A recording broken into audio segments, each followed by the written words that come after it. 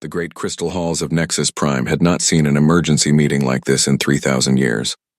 7 ancient races sat around the massive oval table, their representatives looking worried and uncomfortable. The air hummed with tension as holographic displays showed data that made even the oldest beings in the galaxy feel uneasy. Chancellor Vex Thera of the Velkari race tapped her long silver fingers on the table. Her people had mastered the secrets of life itself 50,000 years ago. They could grow organs like plants and heal any disease. But now, she stared at reports that made her stomach turn. The humans have done it again, she said, her voice sharp. They have created medicines that work better than ours. In just 20 years, they found cures for 3 plagues that we struggled with for centuries. Across the table, Prime Engineer Kalen Rex of the Threnody shook his massive head. His people were the builders of the galaxy. They moved stars and built highways through space itself. The Threnody had spent millions of years perfecting their craft. It is worse than that, he rumbled, his deep voice making the crystal walls vibrate. The humans have built new faster-than-light engines. Their ships can now travel distances in days that take our vessels months. Our greatest achievements look like toys compared to what they built in their garages. The other representatives shifted nervously. Each had similar stories to tell. The Zephyrian hive minds, who could think with 1 billion connected brains, reported that human computer systems were solving problems faster than their collective intelligence. The hegemony's greatest scholars, the Arxani, admitted that human students were surpassing their professors in subjects that took normal species decades to understand. How long have they been part of our galactic community? Asked Elder Symposium 9 of the Arxani, her 3 eyes blinking in different patterns as she accessed ancient records. 212 years, replied the Velkari Chancellor. Just over 2 centuries since we welcomed them as a junior member species.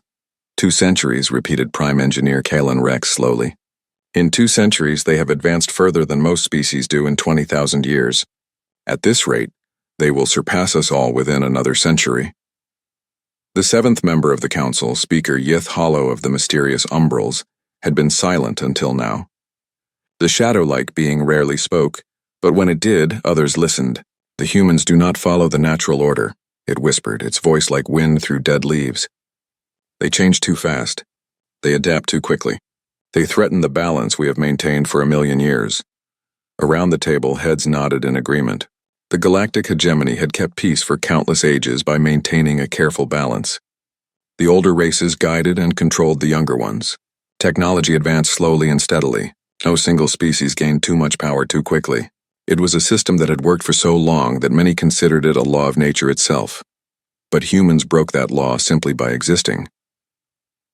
Ambassador Sarah Chen stood in the center of the Great Hall, representing humanity before the 7 elder races. She was young by galactic standards, barely 50 years old with gray streaking through her black hair. She had come to Nexus Prime thinking this was a routine diplomatic meeting. Now, as she listened to the concerns being raised about her species, she began to understand that this was something much more serious. The human problem, as Chancellor Vex Thera called it, was simple to explain but impossible to solve. Humans learned too fast. They adapted too quickly. They took technologies that other races had spent millennia perfecting and improved them in mere years. Worse, they seemed to do it without even trying. It was just their nature. We have watched your species with great interest, Elder Symposium 9 explained to Ambassador Chen. Your people show remarkable creativity and determination, but that same creativity threatens the stability our civilization has enjoyed for ages, beyond counting. Ambassador Chen listened carefully as each representative spoke. The Velkari worried that human medical advances would make their healing arts obsolete. The Threnody feared that human engineering would replace their ancient construction methods. The Zephyrians were concerned that human artificial intelligence would surpass their collective consciousness. Each race had spent tens of thousands of years becoming the best at what they did. Now humans were proving that all of that could be matched or beaten in just a few decades. What exactly are you asking of us? Ambassador Chen finally said when the complaints had finished. The 7 representatives looked at each other. They had already discussed this privately and reached a decision. Now came the hard part, presenting it to humanity. Chancellor Vex Thera stood up, her tall form casting shadows across the crystal table. We are offering your species a choice, she said formally. You may remain part of the galactic hegemony under new conditions. We will provide you with safe worlds to live on and trade agreements that benefit everyone. But you must accept certain limits. What kind of limits? Ambassador Chen asked, though she was already beginning to guess. Limits on your technological research, Prime Engineer Kalen Rex explained. No more than a 5% improvement in any technology per decade. Limits on your population growth. No more than a 2% increase per year. Limits on your expansion into space. No more than one new colony world per century. The conditions went on and on. Humans would be allowed to exist, but only if they agreed to stop being human. They would have to give up their curiosity, their drive to explore and create and improve. They would have to become like every other species in the galaxy, slow, steady, and predictable. And if we refuse these conditions? Ambassador Chen asked, though she already knew the answer. Then you must leave, Speaker Yithala whispered, peacefully and quietly. We will not wage war against you. We will not hunt you down or destroy your worlds. But you cannot remain in hegemony space if you will not accept our terms. The Great Hall fell silent. The 7 elder races waited for humanity's response. They had made their offer as generous as possible. Humans could stay if they agreed to limit themselves. If not, they could leave with no hard feelings. No one would be hurt. No one would be angry. It was the most civilized solution possible to an impossible problem. Ambassador Chen stood in the center of the hall, feeling the weight of her entire species' future on her shoulders. Around her, beings that had ruled the galaxy for longer than humans had existed waited for her answer. She thought about Earth, about the billions of humans living on dozens of worlds across hegemony space. She thought about the children in human schools who dreamed of becoming scientists and engineers and explorers. I cannot make this decision alone, she said finally. I must return to my people and discuss this with our governments. How long do we have to decide? 1 standard year, Chancellor Vexthera replied. Surely that is enough time for your people to make their choice. As Ambassador Chen left the crystal halls of Nexus Prime, she carried with her the most important decision in human history. Behind her, the 7 elder races were already discussing how to manage the transition. Most of them believed humans would choose to stay and accept the limits. After all, what species would willingly give up the safety and prosperity of galactic civilization? They were about to find out just how little they understood about humanity. The hegemony had made their offer in good faith, believing it was generous and fair. They had given humans a choice: accept limits and stay, or leave quietly without conflict. It seemed like a reasonable compromise to beings who had spent millions of years avoiding change. But they had made one critical mistake. They had assumed that humans valued safety and comfort more than freedom and growth. They had assumed that when faced with the choice between limits and exile, humans would choose the easy path. They were wrong. In 1 year, they would discover just how wrong they were. And though they did not know it yet, that discovery would change the galaxy forever. The meeting ended with formal politeness and diplomatic courtesy. The elder races were satisfied that they had handled a difficult situation with wisdom and restraint. Humanity had been given a fair choice. Whatever they decided, it would be their own free will. As the great crystal halls of Nexus Prime emptied, none of the 7 elder races imagined that they had just made the biggest mistake in galactic history. They had assumed that forcing humans to choose between comfort and freedom would be a simple decision. They had no idea that for humans, it was no choice at all. Ambassador Sarah Chen stood before the Galactic Assembly 1 year later, but everything had changed. The great amphitheater held representatives from thousands of species, all watching as she prepared to deliver humanity's answer. Her hair had gone completely gray during the past 12 months, and new lines marked her face. The decision had not been easy. Honorable representatives of the galactic hegemony, she began, her voice carrying clearly through the vast space. My people have considered your generous offer carefully. We have debated in our parliaments, discussed in our schools, and argued in our homes. Every human settlement, every colony world, every space station has participated in this decision. Chancellor Vexthera leaned forward in her seat. The Velkari leader was confident she knew what was coming. Surely humans would choose the sensible path. They would accept the limits and remain part of galactic civilization. The alternative was unthinkable. After much consideration, Ambassador Chen continued, humanity chooses to leave. The amphitheater erupted in surprised murmurs. In the gallery reserved for the elder races, expressions of shock and confusion appeared on alien faces. This was not what they had expected. You choose exile? Prime Engineer Kalen Rex asked. his deep voice booming across the assembly. You would give up all of this? He gestured to the magnificent structure around them, to the representatives of thousands of advanced civilizations, to the greatest gathering of intelligence and technology in the galaxy. We choose freedom. Ambassador Chen replied simply. Humanity thanks the hegemony for 2 centuries of friendship and cooperation. We hold no anger toward any of you. You have made your choice to preserve stability and order. We have made ours to preserve our nature and our future. Elder Symposium 9 of the Arksani activated her translation matrix, speaking in the formal language of galactic law. Let the record show that humanity has freely chosen to depart from hegemony space. No pressure was applied. No threats were made. This is their voluntary decision. Confirmed, Ambassador Chen said. We ask only for safe passage to remove our people and possessions from hegemony territory. We estimate this will take 18 standard months. What followed was perhaps the most civilized mass migration in galactic history. The hegemony, relieved that humans had chosen to leave peacefully, offered every assistance. Velkari bioships helped evacuate human colonies. Threnodi engineers provided massive cargo vessels for moving equipment and supplies. Even the mysterious Umbrals offered their shadow ships to help transport humans who preferred to travel in darkness. The evacuation began immediately. From Earth, humanity's ancient homeworld, massive generation ships launched every day. Each one carried millions of people and everything they could take with them. Entire cities were dismantled and packed into the cargo holds of ships designed for journeys that might last centuries. From the human colonies scattered across hegemony space came smaller ships, but no less important. Research stations, manufacturing plants, universities, and hospitals were all loaded onto vessels and prepared for the long journey into the unknown. Human families packed their lives into suitcases and storage containers, saying goodbye to worlds they had called home for generations. The most remarkable thing about the Exodus was how organized it was. Humans had spent the year not just debating whether to leave, but planning how to do it if they chose exile. They had designed new ships specifically for the evacuation. They had mapped routes to star systems beyond hegemony space. They had even established which groups would settle which regions, to avoid conflicts over resources.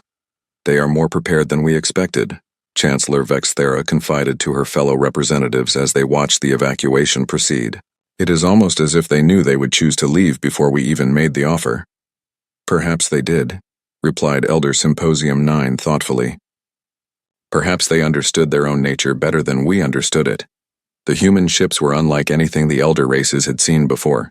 Instead of following established designs that had been used for thousands of years, humans had created vessels that pushed the boundaries of physics itself. Their generation ships were not just transport vessels but mobile cities, complete with factories, farms, and research laboratories. Their exploration ships carried equipment for building new colonies from raw materials. Their cargo ships could carry loads that should have required dozens of traditional vessels. How did they build so many ships so quickly? Prime Engineer Kalan Rex wondered as he watched the endless stream of human vessels leaving hegemony space. Some of these designs are completely new. They should have taken decades to develop and test. The answer, though none of the elder races realized it at the time, was simple. Humans had not spent the year building ships. They had spent it designing them, then using their revolutionary manufacturing techniques to build them in months instead of years. The same creativity and adaptability that had worried the hegemony was now being used to execute the largest migration in galactic history. As the evacuation continued, something unexpected began to happen. Some non-human species asked to join the Exodus. A group of young Threnodi engineers fascinated by human ship designs requested permission to travel with the human fleets. Several Zephyrian subminds, curious about human individualism, chose to leave their collective and join human colonies. Even a few Velkari scientists, intrigued by human medical research, decided to abandon their homeworlds and seek new opportunities with humanity. This is concerning, Speaker Yithala whispered during an emergency session of the elder races. We expected humans to leave. We did not expect them to take some of our own people with them. But the hegemony's laws were clear. Any being had the right to choose their own path. If some aliens wanted to join the human exodus, they could not be stopped. The elder races watched nervously as their best and brightest young minds packed their belongings and headed for human ships. The humans welcomed them all. This surprised many observers who had expected humans to be bitter about their forced exile. Instead, they seemed genuinely happy to share their journey with anyone who wanted to come along. Ambassador Chen explained it in one of her final addresses to the Galactic Assembly. Humanity has always believed that diversity makes us stronger, she said. If others wish to join our journey, they are welcome. We will build something new together, something that has never existed before in this galaxy. 18 months after the decision was announced, the last human ship left hegemony space. Ambassador Chen's own vessel, a sleek diplomatic cruiser, was among the final departures. As it crossed the boundary into the empty space beyond the galactic rim, she sent a final message to the hegemony. "We thank you for the gift of exile," the message said. "You have given us something we never had while we remained within your borders.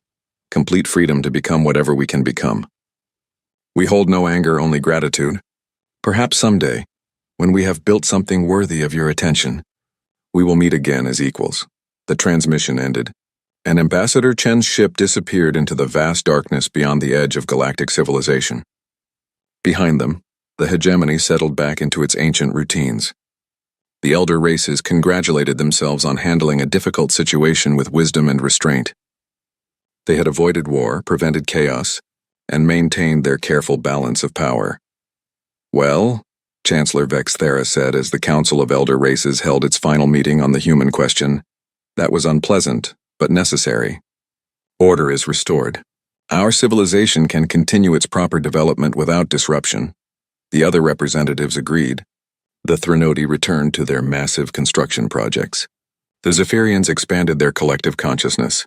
The Velkari continued their biological research. The Arxani resumed their scholarly pursuits. Life in the hegemony went on as it had for millions of years.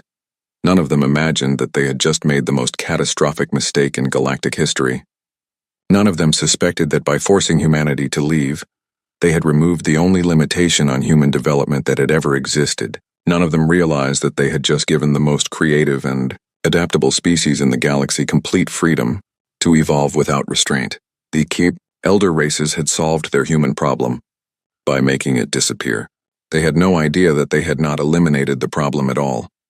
They had simply moved it beyond their sight, where it would grow and develop in ways they could never imagine. In the empty space beyond the galactic rim, millions of human ships spread out across hundreds of star systems, free from the restrictions of hegemony law, free from the need to maintain stability, free from the careful balance that had kept galactic civilization unchanged for eons. Humanity began to do what it did best. They began to change everything. Behind them, the hegemony celebrated its restored peace and order. The elder races returned to their ancient ways, confident that they had preserved their civilization. For another million years, they had no idea that they had just started a countdown to their own obsolescence, the way galaxy was about to discover what humanity could accomplish when nobody was telling them what they could not do. 50 years had passed since the last human ship disappeared beyond the galactic rim. The hegemony had settled into its comfortable old patterns, and life continued as it had for countless ages. The crystal halls of Nexus Prime hosted trade negotiations and cultural exchanges. The great universities of the Arxani welcomed new students. The Threnodi worked on engineering projects that would take centuries to complete. Everything was as it should be, but something felt wrong. Chancellor Dex Mora, the newest leader of the Velkari, reviewed the latest scientific reports with growing confusion. Her people had always been the masters of biological science. For 50,000 years, they had led the galaxy in medical research, but now their progress seemed painfully slow. "How long since our last major breakthrough?" she asked her chief researcher, Sub-Chancellor Tevana. 43 years, Chancellor," came the reluctant reply. "We successfully created a treatment for Andromedan bone rot. Before that, it was 37 years for the neural plague cure. And before the humans left?" Sub-Chancellor Tevana checked his records, though he already knew the answer. "We were producing major breakthroughs every 3 to 5 years. Sometimes more often." Chancellor Dex Mora frowned. This made no sense. The Velkari had not become less intelligent. Their research facilities were better than ever. They had more scientists working on more projects than at any time in their history. Yet somehow their rate of discovery had slowed to a crawl. The same problem existed across the galaxy.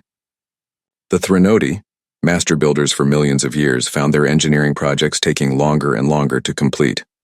Designs that should have been revolutionary turned out to be only slight improvements on ancient techniques. The Zephyrians, with their collective consciousness that could think with billions of minds, were solving problems more slowly than before. Even the Arksani scholars, the greatest academics in galactic history, were having trouble making new discoveries.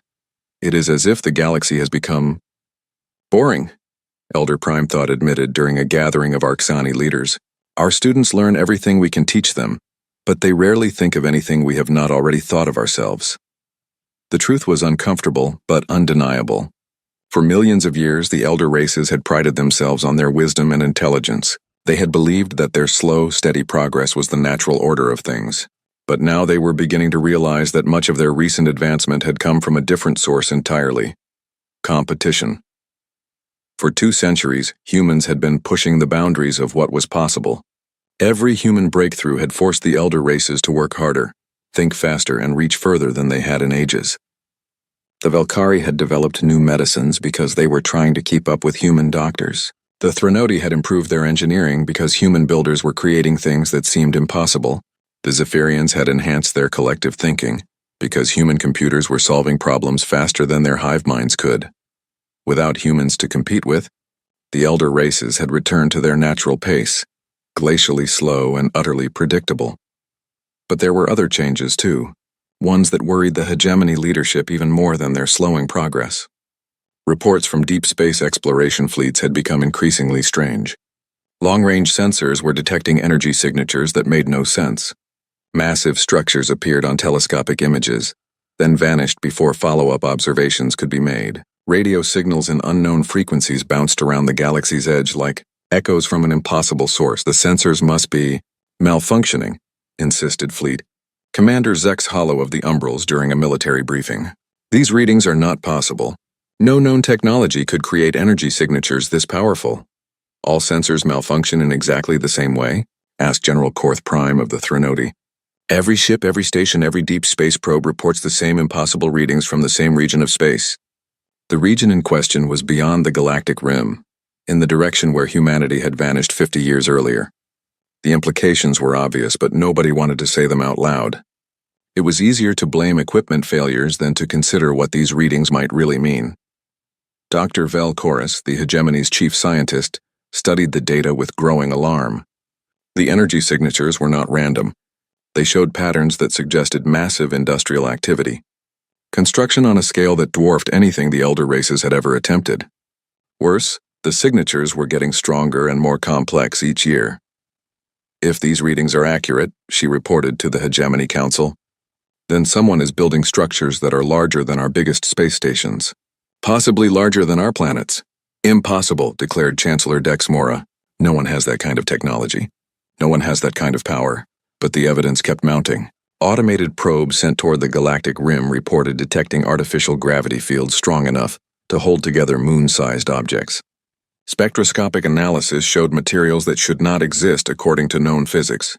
Radio telescopes picked up transmission patterns that suggested communication networks spanning dozens of star systems. Then the probes started disappearing. Not destroyed. Just gone. One moment they were transmitting data from the edge of known space, and the next moment their signals simply stopped. Recovery missions found nothing. No debris, no energy signatures, no trace that the probes had ever existed. Equipment failure, the official report stated. Mechanical breakdown due to the harsh conditions at the galactic rim. But privately, the hegemony's leaders were beginning to suspect something much more disturbing. The probes were not failing. They were being intercepted. The first confirmed contact came from an unexpected source. A Threnodi merchant ship, the Eternal Commerce, had been following a trade route near the galactic rim when their navigation system malfunctioned. Instead of arriving at their destination, they found themselves in a star system that did not appear on any map. The system contained 7 stars, each one surrounded by massive artificial structures. The structures were clearly artificial, but their design was unlike anything in hegemony records. They were beautiful in a way that hurt to look at, combining curves and angles that seemed to bend space itself. Energy flowed between them in patterns that created light shows visible from millions of kilometers away. Captain Rel Thane of the Eternal Commerce tried to contact the structures, broadcasting on every known frequency. For 3 days there was no response. Then on the 4th day a voice answered. "Welcome, friends," the voice said in perfect Threnodi.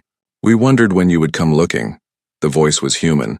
Admiral Sarah Chen appeared on the Eternal Commerce's main screen, but she looked different than she had 50 years ago. She was still recognizably human, but there was something in her eyes that spoke of experiences beyond anything the hegemony could imagine. Behind her, through vast windows, Captain Relthane could see structures that seemed to stretch to infinity. Admiral Chen, Captain Relthane managed to stammer. But you are supposed to be. How is this possible? We have been busy, Admiral Chen replied with a smile that held secrets. Would you like to see what we have built? The tour that followed broke Captain Relthane's understanding of what was possible. The structures around the 7 stars were not just buildings or space stations. They were Dyson spheres, massive shells that completely enclosed each star and captured every photon of energy it produced.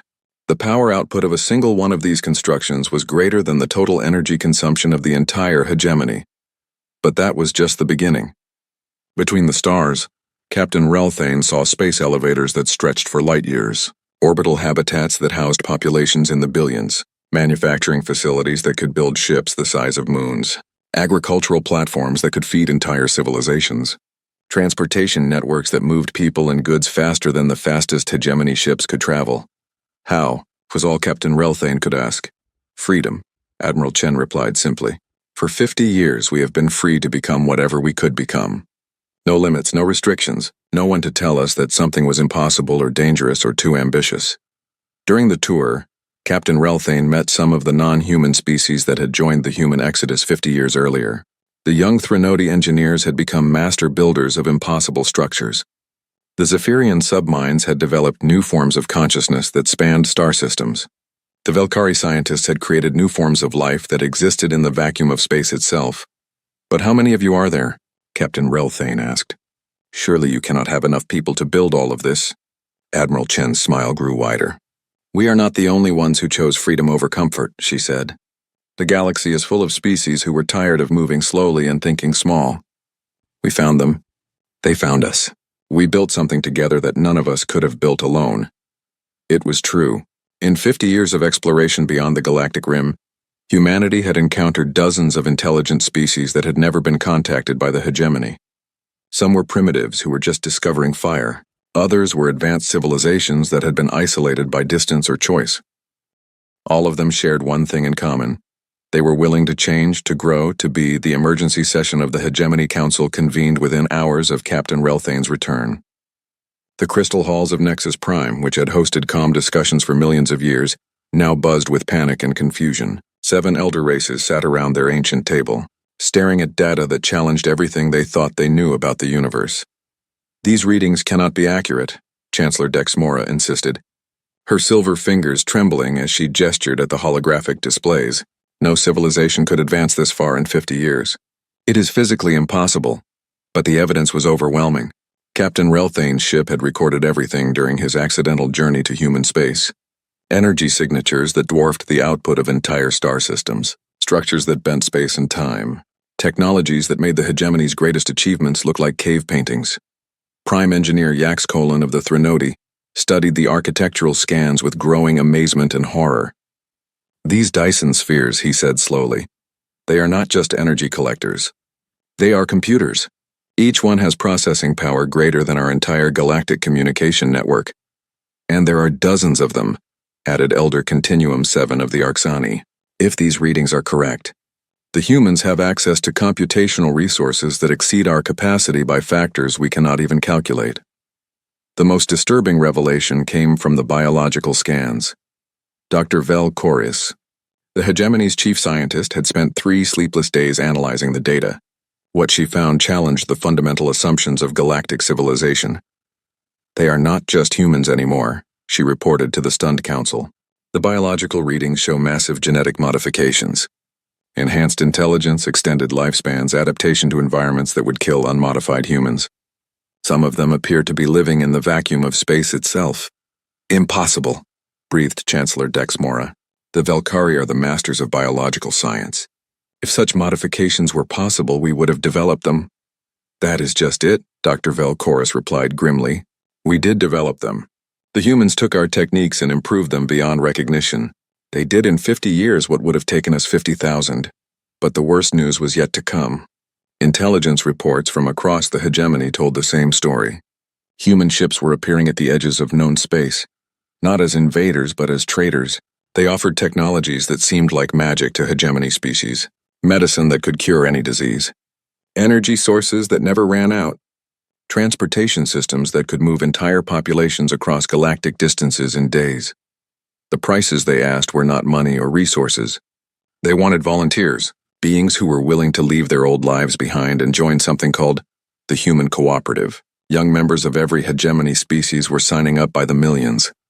"They are stealing our people," Speaker Yithalo whispered, its shadow form writhing with distress. "Our best and brightest are abandoning their homeworlds to join the humans." "They are not stealing anyone," corrected General Korth Prime of the Threnodi. "They are offering opportunities that we cannot match. Our young people are choosing to leave because the humans can give them futures we cannot provide." The exodus was accelerating. Entire university classes were graduating and immediately departing for human space. Research teams were abandoning projects that would take decades to complete in favor of human laboratories, where the same work could be finished in months. Artists and engineers and scientists were leaving the hegemony in unprecedented numbers. But perhaps the most shocking defection came from an unexpected source. Elder Supreme Mind of the Zephyrians, the oldest and most respected member of the Hive consciousness, announced that she was disconnecting from the collective to join the humans. "For a million years, I have been part of something greater than myself," she explained in her farewell message. "But the cooperative offers something even greater, the chance to become more than we ever dreamed possible. The humans have shown us that consciousness itself can evolve, can grow beyond any limits we imagined." When Elder Supreme Mind departed, she took with her nearly a quarter of the Zephyrian collective. Entire Hive ships simply vanished from hegemony space, their crews choosing individual consciousness over the safety of the collective mind. The pattern repeated across every member species. The Velkari lost their most brilliant biologists. The Threnodi watched their master engineers depart for human construction projects. The Arxani saw their greatest scholars abandon ancient libraries for human universities. Even the mysterious Umbrals, who had rarely interacted with other species, began sending representatives to negotiate with human diplomats. "We must do something," Chancellor Dexmora declared during an emergency session.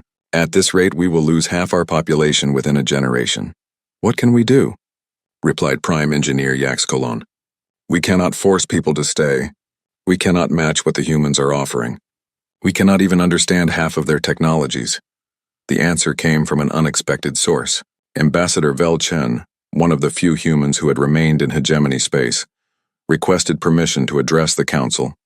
She was the daughter of the famous Sarah Chen, but unlike her mother, she had chosen to stay behind when humanity departed 50 years earlier. "Honorable representatives," she began, her voice calm and measured, "I bring an offer from the Human Cooperative. They have not forgotten their origins in this galaxy. They wish to extend an invitation to rejoin galactic civilization under new terms." The council chamber fell silent. After 50 years of separation, humanity was offering to come home. But as Ambassador Velchen outlined the terms, it became clear that this was not the reunion the elder races had hoped for. "The cooperative invites all hegemony species to join as equal partners," she explained. "There would be no senior or junior members, no restrictions on technological development, no limits on growth or expansion. Every species would contribute their strengths and benefit from the strengths of others." "And what would be humanity's role in this new arrangement?" asked Chancellor Dexmora carefully. "The same as everyone else's," Ambassador Velchen replied. "Partners, not rulers. The cooperative is not an empire. It is exactly what the name suggests, a voluntary association of species working together for mutual benefit. But the details made it clear who would really be in charge.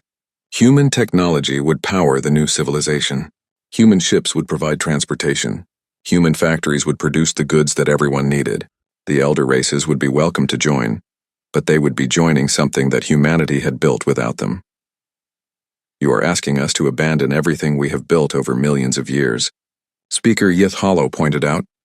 "No," Ambassador Velchen corrected gently. "We are asking you to build something better. The hegemony served its purpose, but that purpose is finished. The galaxy has outgrown the need for careful limits and artificial stability. It is time for something new." The offer was generous, perhaps more generous than the elder races deserved. Humanity held no grudges about their forced exile. They understood that the hegemony had acted out of fear, not malice. But they also made it clear that the old ways were finished. The galaxy had moved beyond the boundaries that the elder races had set for it. "We will need time to consider this offer," Chancellor Dexmora said finally. "Of course," Ambassador Velchen replied. "But please understand that the offer will not remain open indefinitely. The cooperative is expanding rapidly. New species are joining every day. If the hegemony chooses to remain separate, that is your right. But you will be choosing to remain in the past while the rest of the galaxy moves into the future." As Ambassador Velchen departed, the council chamber erupted in heated debate. Some representatives argued for immediate acceptance. Others demanded more time to study the implications. A few suggested that the hegemony should reject the offer entirely and try to compete with the cooperative using their own resources. But privately, every member of the council knew the truth. The choice had already been made 50 years ago when they forced humanity to leave. Everything that had happened since then was just the consequence of that decision. They had created their own replacement by trying to preserve their own dominance. The galaxy belonged to humanity now, not because they had conquered it, but because they had built something better than what came before. The elder races could join this new civilization as junior partners, or they could watch from the sidelines as the universe passed them by. For the first time in galactic history, the established powers were being offered a choice by their former subjects. The irony was not lost on anyone. 50 years earlier, the hegemony had given humanity a simple choice: accept limits or leave. Now humanity was offering the hegemony an equally simple choice: join the future or be left behind. The difference was that this time, everyone knew which choice led to survival and which led to irrelevance. The age of the elder races was ending. The age of the cooperative was beginning. And somewhere in the vast reaches of space beyond the galactic rim, Admiral Sarah Chen was preparing for humanity's triumphant return to the galaxy they had been forced to leave. But this time, they would return not as exiles seeking readmission, but as the Dom. The final emergency session of the Galactic Hegemony Council convened exactly 1 year after Ambassador Velchen had delivered humanity's offer. The crystal halls of Nexus Prime, which had witnessed the rise and fall of civilizations for millions of years, now hosted what everyone knew would be their last meeting as the dominant power in the galaxy. The debate had raged for 12 months. Some species wanted to accept humanity's invitation and join the cooperative as equal partners. Others argued for maintaining independence and trying to compete with human technology. A few had suggested war, though that option had been quickly dismissed when intelligence reports revealed the true scope of human military capabilities. Chancellor Dexmora looked around the table at her fellow representatives. In the past year, 3 of the elder races had already announced their intention to join the cooperative. The Arxani scholars had been the first to break ranks, seduced by access to human libraries that contained the collected knowledge of hundreds of species. The Zephyrians had followed, their remaining collective consciousness eager to merge with human information networks. Most recently, a faction of the Threnodi had declared independence from the hegemony and requested admission to the cooperative. "The vote is before us," Chancellor Dexmora announced formally. "Shall the galactic hegemony accept humanity's invitation to join the cooperative, or shall we maintain our independence and compete with human civilization using our own resources?" The result was not surprising. After months of debate, economic analysis, and intelligence gathering, the reality was undeniable. The hegemony could not compete with the cooperative. Human technology was simply too advanced, their resources too vast, their growth too rapid. Trying to match them would be like trying to race a starship while riding on the back of an animal. The vote was unanimous. The hegemony would accept humanity's offer and join the cooperative. But even as the decision was announced, reports were arriving that made it clear the vote was largely symbolic. Across hegemony space, human ships were already providing aid to struggling colonies. Human medical teams were curing plagues that local doctors could not treat. Human engineers were upgrading infrastructure that had been considered state-of-the-art just months before. The integration was happening whether the hegemony officially approved it or not. Admiral Sarah Chen arrived at Nexus Prime 3 days later, aboard a ship that defied every assumption about space travel. The vessel, called New Horizons, was larger than most space stations, but moved with the grace of a fighter craft. Its hull seemed to bend light around it, creating patterns that hurt to look at directly. When it docked with the ancient station, The entire structure vibrated with harmonics that suggested technologies beyond current understanding. Admiral Chen herself had changed even more dramatically than her ships. She was still recognizably human, but her eyes held depth that spoke of experiences spanning centuries. Her movements suggested enhanced reflexes and strength. Most disturbing of all, she seemed to know what people were thinking before they spoke. "Welcome to the cooperative," she said, as she addressed the assembled representatives for the first time in 50 years. "We are honored that you have chosen to join us in building the future." But her words carried undertones that made the elder races uncomfortable. This was not a reunion of equals. This was a powerful entity graciously accepting the surrender of former rivals. "What happens now?" asked Prime Engineer Yaxcolin of the Threnody, one of the few elder race leaders who had not already defected to the cooperative. "Now we work together," Admiral Chen replied simply. "Your species bring valuable perspectives and capabilities to our alliance. The Velkari understanding of biological systems, the Threnody expertise in large-scale construction, the Arksani tradition of scholarship. All of these will help the cooperative grow stronger. And what about our governments? Our cultures? Our independence?" Chancellor Dexmore asked. "Preserved and protected," Admiral Chen assured her. "The cooperative does not seek to destroy what came before. We seek to build upon it. Your governments will continue to rule your homeworlds as they always have. Your cultures will be celebrated and shared with other species. Your independence will be respected in all matters that do not affect the common good." But as the integration proceeded over the following months, it became clear that very few matters did not affect the common good. Human administrators appeared in every major government to provide consultation on policy decisions. Human technologies required human technicians to operate and maintain them. Human transportation networks needed human controllers to manage traffic. Human economic systems demanded human oversight to prevent disruption. The elder races found themselves in the position of junior partners in their own galaxy. Their opinions were solicited and sometimes followed, but the real decisions were made by human committees that operated with an efficiency and scope that left traditional governments struggling to keep up. "We have become a client state," Chancellor Dex Mora confided to her remaining cabinet members after her third meeting with human administrators. "They are polite about it, but we are no longer masters of our own destiny." The transformation was not malicious. The humans seemed genuinely committed to preserving the rights and dignity of other species. But their capabilities were so far beyond those of the elder races that equality was impossible. It was like trying to have an equal partnership between adults and children. The adults might be kind and respectful, but ultimately, they would make the important decisions. Worse, many members of the elder races preferred it that way. Human governance was more efficient than traditional systems. Human technology made life easier and more comfortable. Human medicine extended lifespans and eliminated suffering. Human education systems produced smarter, more capable individuals in a fraction of the time required by traditional methods. The younger generation of elder race citizens saw no reason to resist. They learned human languages, adopted human customs, and pursued careers in human-designed industries. They saw their parents' attachment to the old ways as nostalgia for an inferior past. "We are becoming extinct," Elder Prime thought of the Arksani observed during one of the last meetings of traditional scholars. "Not through violence or oppression, but through obsolescence. Our children see no value in preserving traditions that serve no practical purpose in the new galaxy." The final transformation came when Admiral Chen announced the next phase of cooperative expansion. Having integrated the major species of the local galaxy, humanity was preparing to make contact with civilizations in other galaxies. The technologies they had developed during their 50 years of exile made intergalactic travel not just possible, but routine. "The universe is vast," Admiral Chen explained to the assembled representatives of what had once been the hegemony. "This galaxy was just our starting point.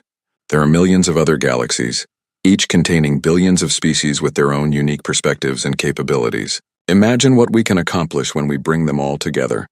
The elder races listened with growing amazement and despair. 50 years ago, they had been the masters of their own galaxy. Now they were junior members of a civilization that was preparing to expand across the entire, observable universe.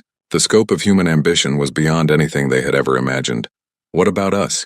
asked Speaker Yith Hollow, the last representative of the mysterious Umbrals. "What role do the elder races play in this grand vision?" Admiral Chen's answer was kind but devastating in its implications. "You are the foundation," she said.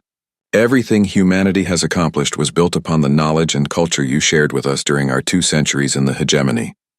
You taught us about galactic civilization, about cooperation between species, about the possibilities that exist when different forms of life work together. Without that foundation, we could never have built what we have built. But now," Chancellor Dexmora pressed. "Now you rest." Admiral Chen replied gently. "You have earned it. Your species have spent millions of years carrying the burden of galactic leadership. You maintained peace, preserved knowledge, and created a stable civilization that lasted longer than most stars. That is a remarkable achievement. But that phase of galactic history is over. It is time for others to carry the burden of progress." The message was clear, though it was delivered with diplomatic courtesy. The elder races had become living museums, preserved and honored for their historical contributions but no longer relevant to the galaxy's future. They would be cared for and protected, but they would not be consulted on decisions that shaped the course of civilization. Admiral Chen's final address to the former Hegemony Council was broadcast across the entire galaxy. Her words were translated into thousands of languages and heard by trillions of beings on millions of worlds.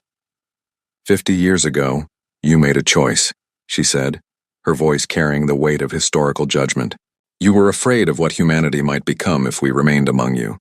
You were concerned that our rapid advancement would disrupt the stability you had worked so hard to maintain. So you offered us a choice. Accept limits on our growth or leave your civilization and make our own way in the universe. She paused, letting the implications of those words sink in across the galaxy.